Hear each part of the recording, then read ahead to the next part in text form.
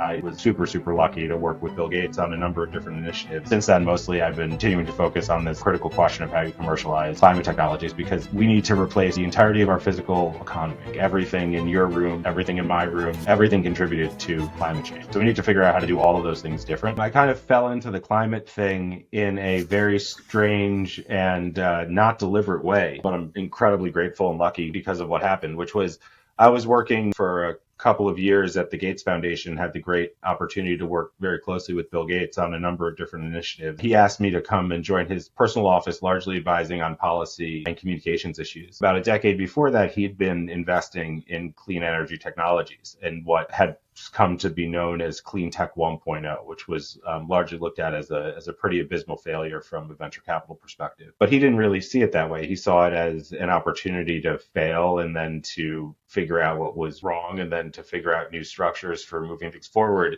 And so when I was coming over, he asked me also to think about what a strategy could look like to really highlight the experience and the expertise that he had, which then led to the creation of something called Breakthrough Energy, which started off as a couple of venture funds, but then expanded pretty significantly to a global policy and advocacy effort that is different than a traditional climate advocacy effort, in the sense that it's not focused on the overall climate objective. It's focused very specifically on how you commercialize critical technologies. So the agenda looked different than a traditional climate group. We worked very closely with many of those groups to build a kind of a macro conversation. But at the end of the day, we wanted to know how were we going to be supporting policies that were going to allow green steel or green cement or direct air capture or all of these critical technologies to develop into cost competitive product offering. And then in addition to that, we stood up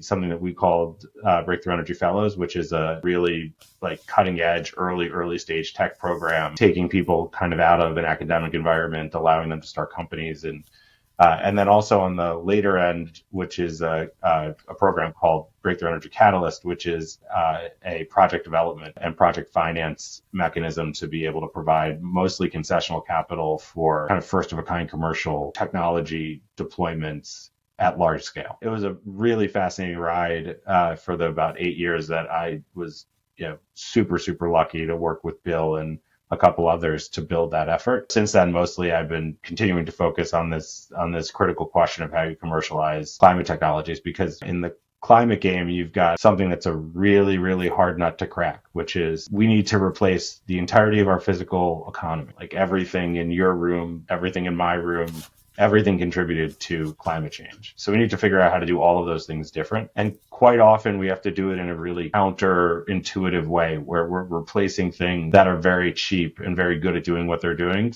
often with things that are more expensive and less good at doing what they're doing. And that's a hard pill to swallow. Yeah, it is. And so the critical element in that is quite often policy.